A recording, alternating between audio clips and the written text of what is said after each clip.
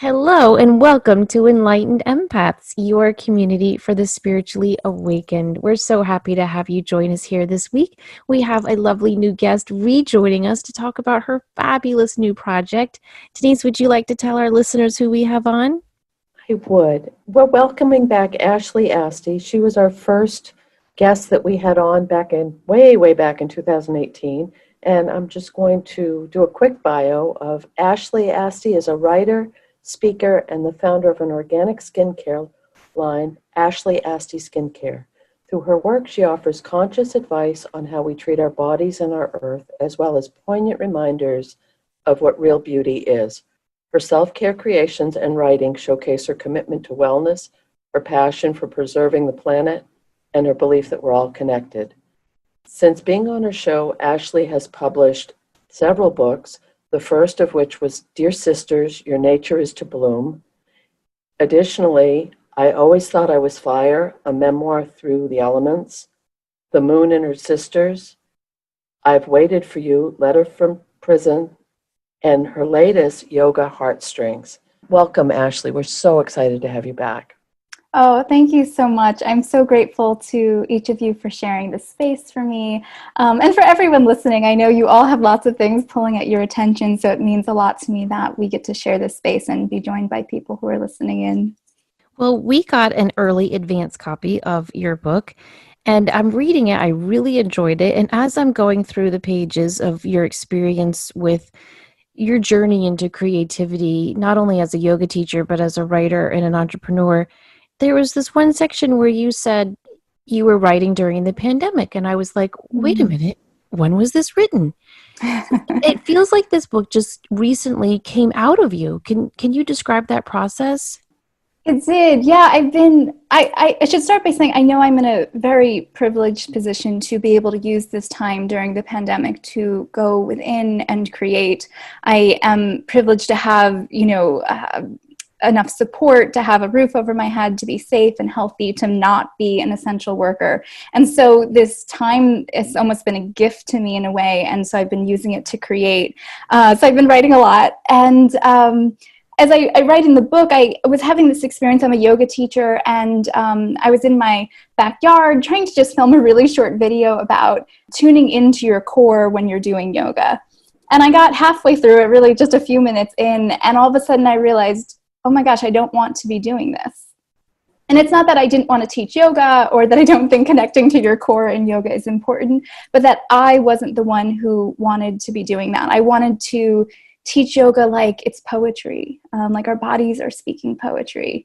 And so it sort of set me off that day. I sort of had this almost, I wouldn't use the word crisis, but mini just like, what is my path? I don't think I'm sticking to it truthfully. And I woke up the next morning and the idea for this book about creative living and yoga came through to me. And it just sort of like shot through me in a matter of days, a real experience of channeling. So yes, I wrote it very recently and just sort of got it out to you, and I'm excited to share it with the world. Well, that is fantastic. It's amazing. It's also, I'd like to add a little ad lib to your bio, is that in this process you've also become a yoga instructor. Mm-hmm. And this beautiful book is about yoga, but it's also a correlation between the practice of yoga and aligning with your inner truth and knowing and creativity through breath and movement. And you're really presenting a holistic package with this. So someone could pick this up and say, oh, well, I'm not a yoga person, or I'm not. But each little, I don't know if they're chapters or subsets, really, you could read this as a whole, or you could read it in these little sections. It really blends it beautifully. So did you feel like starting as a yoga practitioner opened up more your creativity more than it had been? Yeah, I've been practicing yoga for years, but I'd always gone back and forth. Do I want to teach? And then I always came back around to, no, I don't really want to teach. I want to enjoy the practice for myself. But I just kept getting these whispers until it was just last summer, actually, about a year ago, that I saw that a local yoga studio of mine that I just met the owner a couple times. I loved her the few times I met her, but I didn't know her well. She posted that there was like one spot left in her yoga teacher training.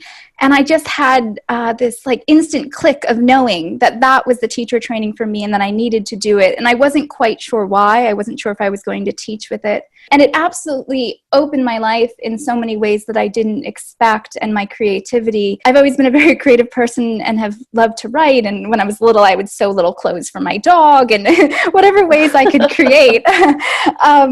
But I think there was something that finally helped me unleash what I was holding back, of having to not only stand up at the front of the room in front of students and just speak on the fly, but I think yoga in itself really creates this inner trust with who you are, and a connection to something deeper or higher, something divine. And so when I would go to teach a class, I would not only hear like my own human voice, but I would all of a sudden notice that there was something else coming through and speaking through me. And that gave me a sense of trust, like I'm supported, that I can let go. I don't need to plan every moment of every class. I can just unleash it. And that affected my writing. It affected just how I live my life. And I think the more we have trust, the more we're able to be courageous and allow that divine channel to come through and express itself in the world. I really liked the part where you were talking about your first year at college and how, as you set off for school, you felt like you knew who you were, you knew what you wanted, you had your shit together, excuse my language. And then you get to college and all those walls come down and you had this sort of existential crisis in a way. Can you describe that process for our listeners and how you got through that? Yeah, I don't know how I got through it. No, I think, like you said, I had a very clear sense of who I was since I was little. I would, get like divine voices coming to speak to me. I had a very clear image of who I was and what sort of woman I thought I was going to be. And for most of my life, that sort of played out as I expected. And then I got to college, and for the first time, it felt like I didn't have room to breathe, like who I wasn't being accepted, and that I couldn't find space for where I belonged. And so it felt like everywhere around me, I was just hearing no, no, no, no, no. And so the crisis, I used to say that I felt lost during college, but I don't think it was that I was lost. It was, again, that I just didn't know where to find space for me. And I thought I felt so different that no one would want what I had to bring to the world because it was too out there, too different. So getting through college, that experience itself was just sort of trust again. I mean, I would cry every single day in college because I felt so lost and disconnected. I felt disconnected, like the center of me had dropped out. But there was just something in me that knew, that still held strong to that vision of who I thought I was supposed to be, the woman I was supposed to be. And so I would cycle through this like deep pain and soul searching to this sense of resilience. And I think it's a matter of, it took time. It took growing up. It took realizing that it's not about whether you think other people have expectations of you. It's about what are your expectations for yourself? It's about believing in yourself and knowing that if you feel like you don't fit somewhere, that the answer is not to try to make yourself into something else. I think for a while I tried to sort of contort myself and hide parts of me. But the way to find freedom and to find space is to really create space for yourself by just being as authentic as you possibly can be. Because I think, one, that frees you. And then I found that people are attracted to that. People are drawn to other people who are just living as they are. I think, unfortunately, that's a rare thing now. We're often so afraid to express our truth. We're afraid whether other people will think of it, whether we'll be accepted. And so when we see that raw honesty from another human being, I think it's attractive and magnetic. And I know when I see someone else living like that, it reminds me to shine my light. And so part of my mission in all the work that I do is to be as honest about it as I can, so that maybe that will give other people the courage to be as honest as they can in their own expressions. Well, I think that is so spot on, too, with what a lot of us are experiencing right now.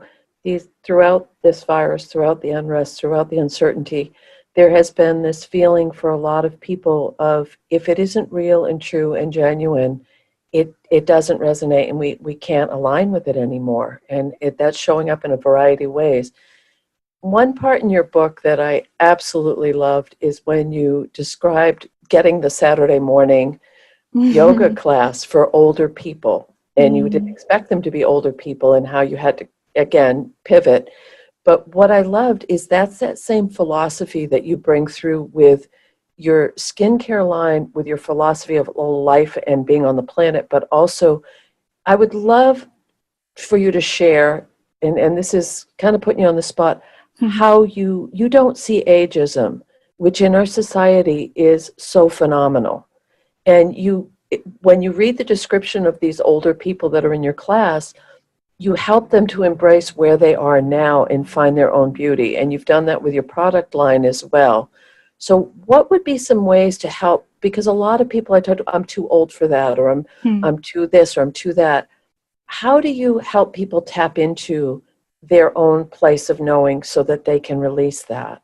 I think it's sort of an energy or a presence that we all take on. I don't think there's something specific that when I walk into my Saturday morning yoga class and greet these women and men in their 60s and 70s that I specifically do. But I think it's carrying that energy, that recognition that we are all beautiful and worthy. And I think my time in college, when I felt hidden, unseen, unheard, reminded me how important it is to celebrate people of light, that there are people that you might not know that someone's struggling or don't see themselves as valuable or capable. And so the best thing we can do for them is to spread that love. So I think that's where it came from. I always say that if I didn't have that time in college, I wouldn't have known compassion as well. I wouldn't have been able to do the work that I'm doing because my life would have worked out exactly as I thought it was meant to. And I wouldn't have had to know what struggle is like, and that it doesn't make you any less than.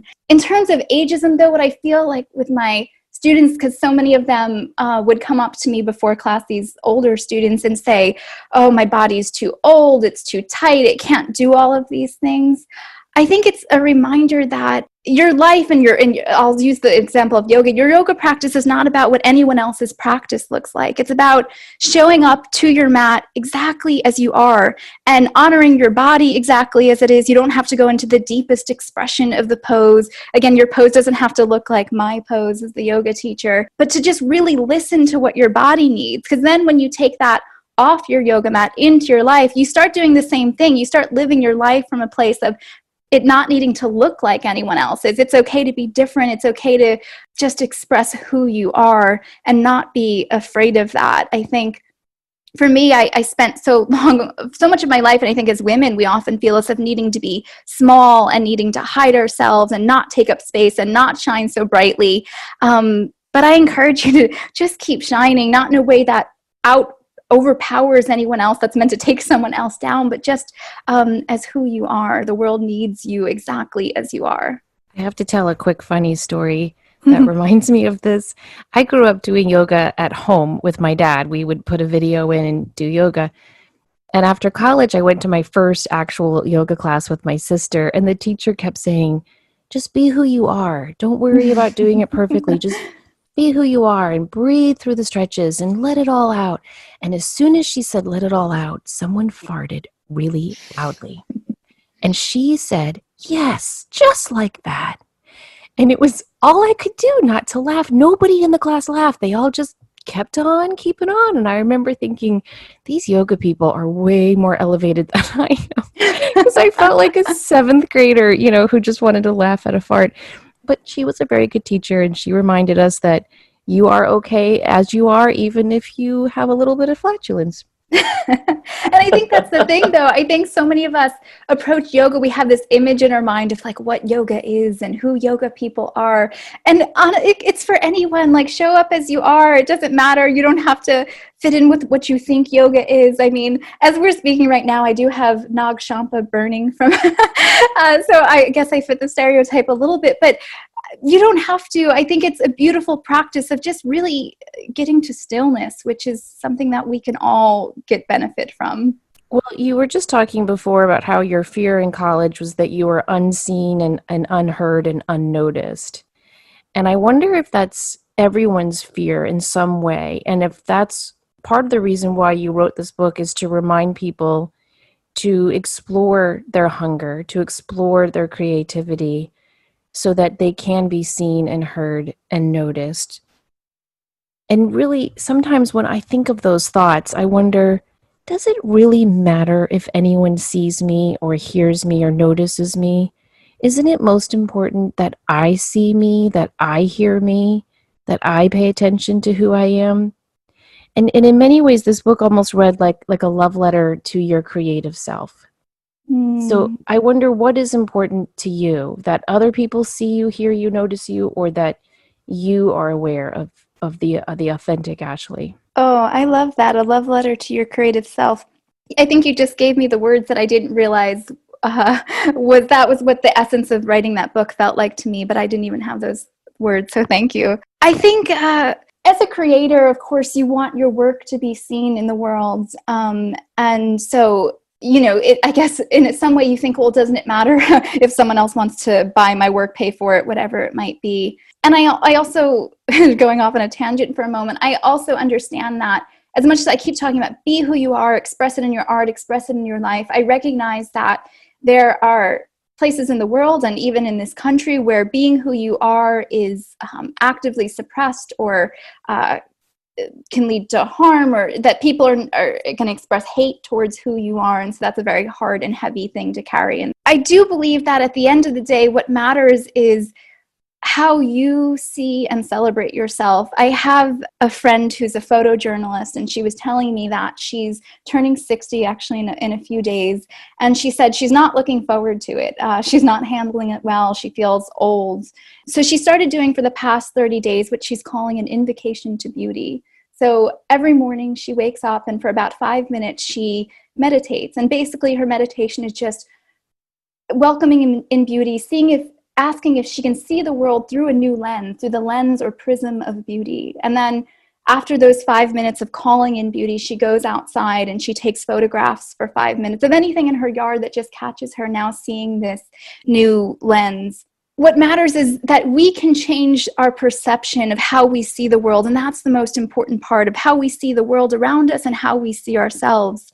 When we come to, at least for me, my journey of really beginning to accept who I am, even all the things that I was ashamed of or afraid that they made me unworthy, the more I embrace them, the easier it is for me to walk through the world just more effortlessly and more truthfully.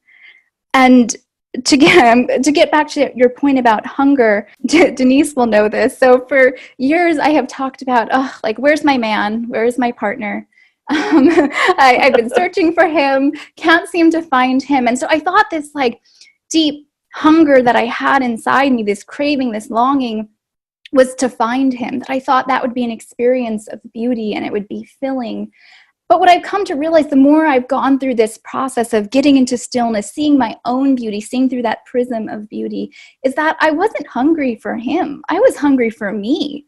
I had been hiding myself for so long that what was missing was my own wholeness, my own expression of who I am. And so if I am meant to find him, I don't want it to be because he needs to fill that hole in me, but because I am whole. And so I've gotten to this place of, by recognizing that hunger, realizing like, I don't need him. It'd be lovely if he comes in, but I don't need him anymore. Who I need is me. And I think that's the only way we can live a peaceful existence, if we are in harmony with who we are. Yeah, I agree. And it's also goes back to what you said about authenticity. And it's interesting you brought that up, because that's been a constant theme, is this self-acceptance. Stepping into our truth, stepping into our own power, light, and purpose. And so many people right now are on this cusp of, well, how do I do that? How do I move forward? This is what I really want to do, but I can't. I'd like to read a little quick thing from your book, if I may, because it really struck me. And it said, you've written, we come to realize our own natural rhythms, the way inspiration sways in us, rising and falling. We come to know that even when it feels absent, it isn't. It's there in waiting for us, probably waiting for us to surrender, to quit forcing, and to simply breathe deeply so that we can naturally flow in. It can arise with ease. It doesn't want us to work so hard. I absolutely love that, because that impacts your physical health, your mental health, your spiritual health, and it also feeds your creativity when you can get into that flow with who you really are and be, I'm okay with this. It incredible.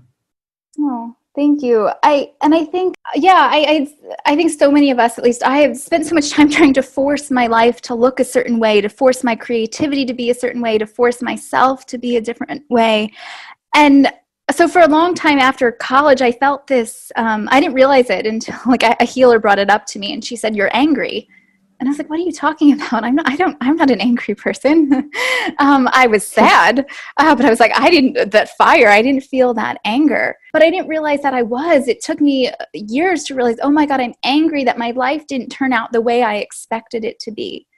And so I had spent so long fighting what was coming to me, fighting the universe speaking to me, because life speaks to us in every moment. And that I started to realize that instead of fighting, what happened if I just softened? What have happened if I just flowed along like water, if I went with the breeze that was coming in and allowed it to take me? And that doesn't mean that you have no will, that you don't shape your destiny, but that it becomes a conversation and a co-creation. And so it becomes effortless, but I think it takes at first some work of clearing out old beliefs of what you thought you were, the stories you told about yourself, the stories of all the stuff that is accumulated from your generations even before you, of doing that work of really letting it go so that you can just be in this moment and really hear what life is saying to you and therefore embrace it. That is the number one block I see in readings, and I call it the existential temper tantrum,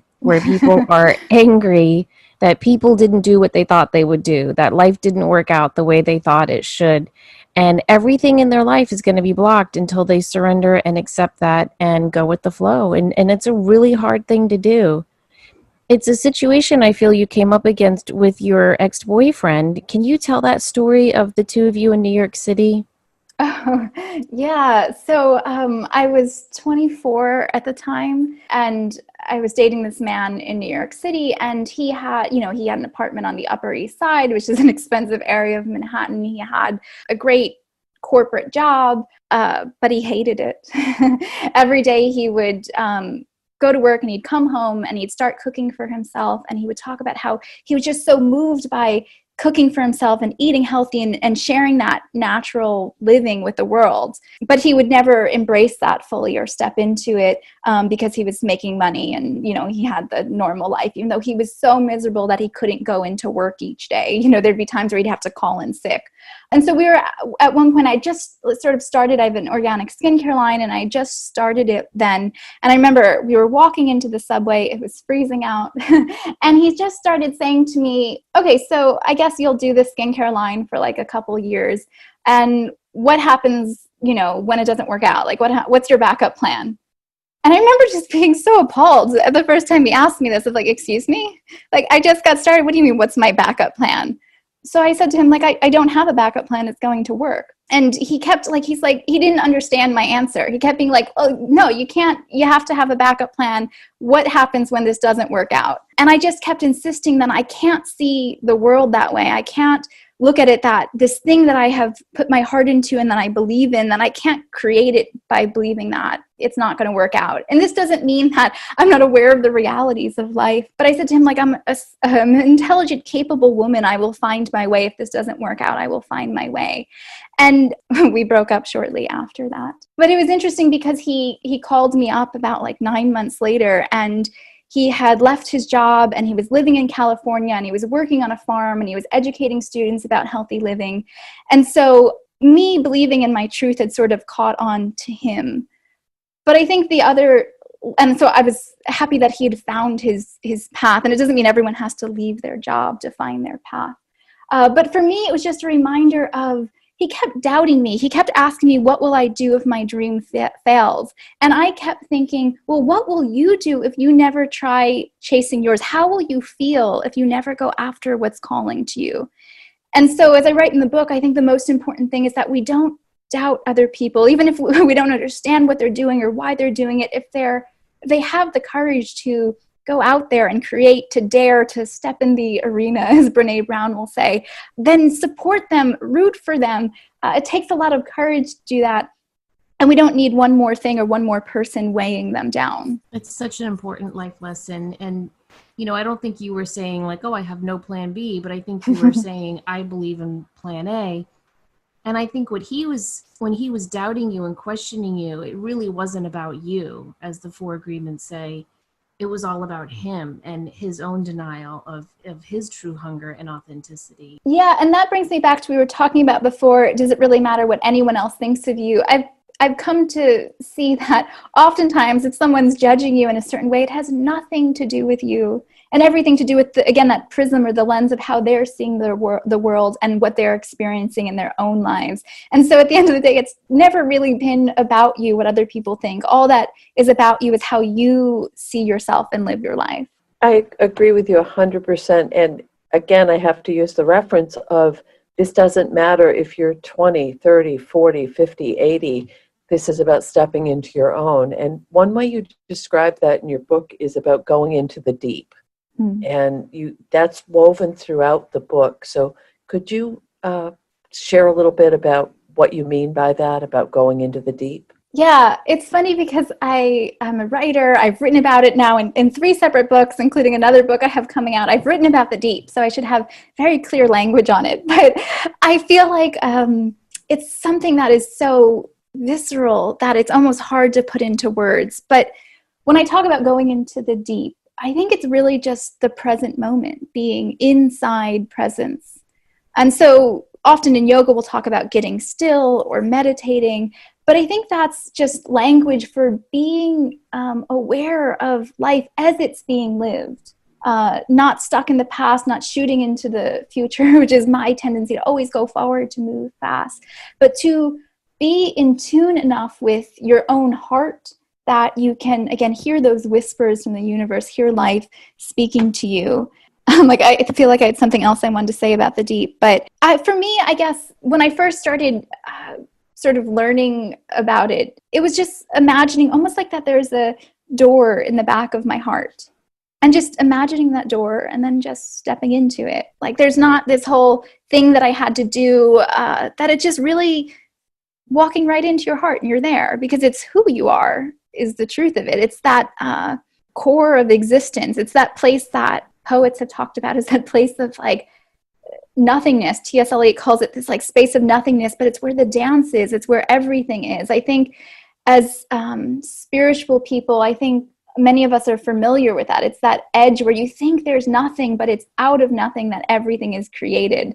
And I know I'm just saying a lot of words that don't provide specific instructions or directions. But I think you're spot on. It's just this feeling, right? It is, and it's different for each person. We all go to that place, and you nailed it. It doesn't matter if it's dance or writing or song or gardening or whatever your form, knitting or being able to design a building, or it doesn't matter what it is. It's getting the hell out of the way and allowing yourself to step into that place to work in tandem with spirit to bring this forth.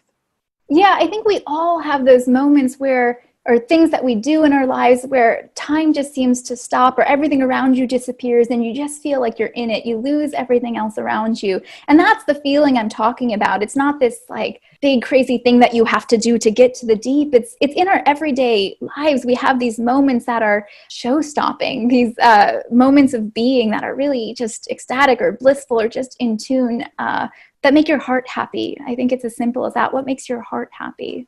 I think people who haven't touched the deep very often in their lives can recognize it when they get quiet and still and whisper.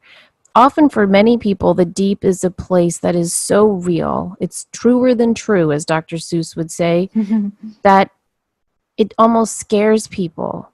I was doing a reading for a client last week, and I said to her, what do you really want to happen in this situation? Because she was in one of those, damned if you do, damned if you don't situations. And I was trying to help her to see that either way she chose, she was going to be fine. And so I said, what do you really want to happen in this situation? And she got really quiet and she whispered the answer. And I said, that's your truth. But she was almost afraid of it, so she had to whisper it. And I think if we can all get in touch with what is truer than true about ourselves, about a situation we're worried about a fear we're even too afraid to face, we will touch the deep. Yeah, when I started bringing my attention to allowing myself to live from the deep, because it was something that I hadn't really I had felt, I had known, but I really wanted to start doing the work of getting there. I would have dreams at night of dying all the time, because stepping into the deep to me at first felt obliterating. It felt like you're literally walking into nothingness. What I've come to realize is that why it feels like death is because it was a letting go of things that no longer serve me, of whatever I didn't need, of stories I had told myself, of who I thought I was, in all those things that were not serving me, that were not helping me anymore. And so it was a letting go of layers so that I can get to the deeper, truer version of me. So now when I have that feeling, rather than panicking or being like, oh my God, something's dying, I'm like, I trust it that I'm going to get through to the other side. But it's definitely scary because it feels like you're losing something, even though I feel like you're actually just gaining so much more, gaining your truth. Right. And I think what we're really losing in those situations are the illusionary security blankets we've chained ourselves to. Yes. And when we can have the courage within to let those security blankets go, that's when we can truly dive deep. And that's when we discover our true selves. And really and truly, that's what it's all about. Like, before when I was saying, is it important to be noticed by others or by you? Well, if we look to the Course in Miracles, it says that this whole world is an illusion of our creation. And so if that's true, if our world is our creation, then the only thing that matters in our creation is how we are interacting with that creation. So if we are kind, we're going to create kindness. And if we're fearful, we're going to create fearful things. And so that's why I think it's so important to have that conviction within to let those anchors go and dive deep. And yeah, it is scary. Going from the caterpillar to the cocoon to the butterfly is always scary. But all change is scary, whether it's good change or bad change. And I think what we have to do if we're going to embrace our creative, authentic selves is to really hold hands with that fear. I love the way you just described that. There's another part in my book where I talk about all the ways that my life has changed and how I thought I had to hide all of those inconsistencies, that I needed to have one steady life and people needed to look at my life and it needed to look the same way. I love that part. Are you talking about when you said, I've been a vegan, I've not been a Yes. vegan. I've been in love, I've not been in love. I've given up this, I've not given up that. Yeah, I love that. Oh, thank you. Yeah, and I think as I've come to realize that it's okay that you can have all these parts and still be whole, because, as Denise is reading my bio, and that didn't even cover, and I don't mean this in a bad way, I mean, I just have my hands in so many different projects. And so I used to think like, oh my God, like what is wrong with me? Like, why can't I just have one steady career where I do one thing? But at the end of the day, when you said, life is sort of about discovering your true self. And I think in every project that I do, that's why we keep coming back, I think, in this interview to authenticity, whether it's my skincare line or the nonprofit that I run or writing books or yoga teaching. I just want to encourage and support people in connecting back to their true light, as I always say, bringing you back to your soul beauty, because I think that's the most important thing. So no matter how I express it in whatever form or whatever project that it is, that's always the essence of my mission, and I think why we're here. And I don't want to give away the whole book, but when you mention the nonprofit, what really rings true in all of what you're saying in all of this work, it's not only about finding your own authenticity, it's empowering other people to find theirs. And there's a beautiful story about Brittany, who we mentioned on the last show, and I'm not going to give that away because when I read that, I cried. I just cried, and I was so excited for her, for you, for the whole, based on my background and what I did for many years. But I do want to jump back to another part of the book. Throughout the book, there's these subtle nuances of your stories, your experiences, but then at the very end of the book, there's a section called Holy. And when I read that, it felt so channeled, like even more so than the other parts. And it just feels like it's coming through you with such eloquence, but also it's impacting your life as well as the people who will read this. So were there any parts of the book that really felt more like you had stepped out of the way to let it come through? It's interesting because, like I said, I wrote this book in 5 days. And Wow. I woke up at like 5 a.m. each morning without an alarm clock because I was so excited to be in it. I think what I find is, for years when thought I was lost and what's my purpose and what's the one thing I'm supposed to be doing, and I thought it had to look like a job in a specific way. But I realized that I think what my soul is enamored with is the process of creation. So for me, when I finish a book, I'm not like, woohoo, I'm celebrating. I'm like, oh no, it's over. The experience of being in it is over. And I think that's been something that sort of had to be cultivated, even though it's actually innate and natural. We've been taught not to have it. When I went to college, I was an English major. And when they teach you to write, it's very much like a thinking process. You do it from your head. You think about things. And so I almost had to unlearn that and realize that it's not from my head, it's from somewhere else. If you want to call it God, you want to call it your higher self, your deeper self, whatever it is, the angels, that it was about, in my writing, just letting whatever comes out of me to land on the page exactly as it is and trust that it's there for a reason.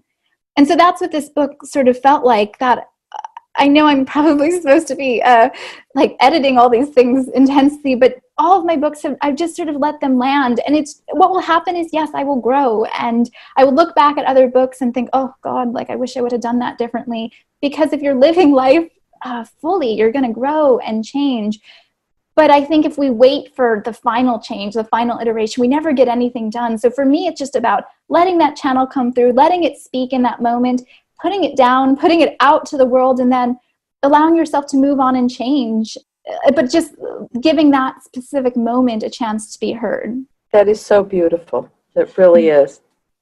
It's also very, very much about having the courage and humility to do that, to really be brave enough to say, this is who I am now. But that seems to be a really prevalent theme for, and you know how I'm always saying I have so much faith in the younger generation, and I truly, no, I do. In my soul, I do, because you're here for this shift. And part of this energy is allowing yourself to grow and evolve in different directions throughout life, rather than locking into one persona or one path or this is who I am and I can never step out of it. But with the work that you're bringing out into the world, you're not only addressing the people in your own generation, but others that may have said, oh, wow, maybe I should try that. Maybe I should step a little out of my comfort zone.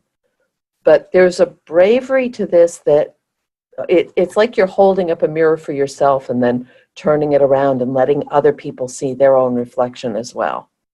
Oh, thank you. I feel that. I don't know that, like for me, I think just it almost felt like I was forced into this place at first, that everything kept, like the universe kept saying, like, not this, I got to that point of just, I was hiding so much and none of it was working out the way that I thought it should. My heart wasn't happy, that I finally got to the point of like, well, then why am I still living this way? At some point, it's about choosing not necessarily to step into a direction that's known, but stepping away from what's no longer working. And so I appreciate you calling it bravery, and I'm going to honor and receive that. But I think in the moments of doing it, it didn't feel brave. It felt like, there's no other option. I want to live, and I want to live fully. And so this is the only way forward. Oh, love, love, love that. Now, I heard Carolyn Meese the other day, and I was listening to this little video, and she said, and this kind of aligns with what you're saying. She said, we need to stop saying when we get back to normal, because we're not going back to normal. It's not there anymore. And we need to embrace where we are now as part of this journey of moving forward. And it feels like that's what you're mirroring in your work, to use the same analogy, is be present, enjoy it, embrace it, find out what really it resonates with you on a passionate level, and do that. Share that light. Yeah, if I could leave just one thing for people in all of my work, if it's just an energy, it's to follow that. Like, what makes something inside your chest bloom? I myself have lived years where I felt miserable, and I've seen other people who have that feeling of that misery. And sometimes as artists, we think we have to like celebrate that, like hold on to it. That makes us better artists. God forbid we're happy. Like that's always like the trope among, I mean, pretty much all these creative people, like all my favorite writers killed themselves. I mean, and so I think that's taught in college, like just like the struggle is like, that's what makes you. And that doesn't make you any better. I have lived miserable and sad and lost and lonely, and it doesn't make me stronger. It doesn't make me feel more connected. It doesn't make me a better friend, human, anything. So when we can listen to those whispers, to do our best, and that doesn't mean that don't let in darkness, don't let in grief, don't let in sadness. Those are real, and please feel them. This is not like just walk towards the light and there's nothing else but light. But allowing all of those things in, including the valleys. Mm-hmm. Just what I feel so drawn to in life is for so long when I was angry at the unfolding of my life, I was like, I just want it to be even and steady. But that's not actually what I want. What brings me so much growth and learning and that sense of passion is going through it all, like riding those valleys, riding those peaks. And because that's what grows us. If we just keep moving along steadily, you're not really learning much. I think artists have traditionally struggled because they're not afraid to see it all. They can't not see it all. So they see the joy and the pain. They see the light and the dark. And I think they've historically been the ugly ducklings of their society, meaning the quote-unquote outcast. But I don't think artists today have to struggle as much because we can find our tribe. We can find our cheerleaders, our community, our support system. But the only way we can find that tribe is by facing and seeing all sides of us, the good, the bad, and the ugly. And this is why I think meditation and just self-awareness is so important. I remember my first week of teaching at the community college. I met this lovely older woman, and we were just talking about what the semester was going to look like. And she said, I can't believe this is my last semester here. And I said, oh, where are you going? And she said, I'm retiring. I've been in this classroom for 30 years. And my heart kind of sank for her. And I thought, oh my God, you've been doing this same thing for 30 years. Meanwhile, my friend who was in the same orientation class with me and starting, she was like, that's awesome. That's stability. Good for you. And I thought, looking back, we need to pay attention to those bodily and emotional cues, because my first response was, oh, that sounds awful. And meanwhile, I've been a journalist, a freelance writer, an intuitive, a podcaster, whereas my friend who had the response of, that's great, she's still there teaching, as she should be. And so really, I think it's all about just honoring and accepting who we are as we are. I have a friend who's a stay-at-home mom, and she said to me, in school, I was always so embarrassed because whenever adults and teachers would ask, what do you want to be when you grow up? My answer was always a stay-at-home mom. And people would kind of look down on me for that. And she said, but it's truly all I ever wanted. And I said to her, that's such a noble goal. What is so wrong with that? Embrace it. And so I think whatever our hunger is, whatever our deep is, whether it's, raising a family and staying home with them, or standing bravely in a classroom teaching lesson plans year after year, or if it's moving on from different career to different career every 5, 8, 10 years, whatever it is, we have to embrace ourselves. No one else is going to embrace us until or unless we embrace ourselves as we are, where we are. I think that's so important that you brought that up, and about listening to like your reaction when you heard that she had been in the classroom for 30 years, listening to your body's reaction. Because I think that earlier on, you'd asked me, like, how did I get through that experience in college? And I think all along the way, my body was giving me so many signs. I was sick for so long in college because I just wasn't listening to what was really going on in me. I wasn't realizing that all these things that were coming, that they were signs. And so don't fight them, embrace them and allow them to be whatever they are for you, even if they look different from someone else. Like you said, your friend who, just wanted to be a mother and was afraid what other people would think of that. But we have to push those things aside and really listen to what's speaking to us, because we all have a unique journey on this earth, and no one's like anyone else, and no one has the exact same path. And so our lives shouldn't look like someone else's. No, and I think that goes for big things too. Like even college. If college isn't for you, but everyone else in your family went to college, you might need to be brave and say, I don't think this is the path for me. Or if motherhood or fatherhood is never called to you, sometimes that can be a brave statement. I don't want to have kids. And you need to be brave enough and willing to dive deep enough to say, that path, it ain't mine. Mm, And I agree. those are hard things to do. But I think, as your book states, when we're willing to face our hunger and dive deep and really say yes to the creative yearnings of our soul, that's when we can live the life we came here to live and take those masks off. Those masks might help us with this COVID thing, but the illusionary masks, they don't help us one bit. Yeah. Well, tell people where they can find more about you and your books and your wonderful skincare line. Oh, sure. So this new book that we've been talking about is called A Yoga Teacher's Guide to Creative Living. And it, along with all of my other books, are available on Amazon or on my website, which is ashleyasti.com. And there you can find pretty much all of my projects, including a little bit about yoga, my skincare, and, like I said, my writing. And finally, you quoted Denise in here. Oh, she's in there a few times, only once by name, but yeah. I marked it where she calls you a luscious peach. Oh, here it is. As my friend Denise once said, you're a luscious peach, and if they don't want to take a big old bite out of you, it's their loss. She was telling me that story about how she had sort of, I think you had felt that, Denise, about someone else. You were saying that to them, like that you were the luscious peach. And I was like, oh, I love that. Yes, I'm a luscious peach. It was about stepping into power and saying, I'm not going to feel less anymore. And I think this is what the epitome of this book is. Just be who you are, accept it, cherish it, and share that. Because when we vibrate at that frequency, when we raise our energy to step into that authentic truth of who we are a luscious peach. Yeah, we truly are. And I think that's the energy is what's important. I think so often being a teacher or a healer is not necessarily the techniques we use, but the energy, the vibration that we're bringing. Yes. And that's what matters.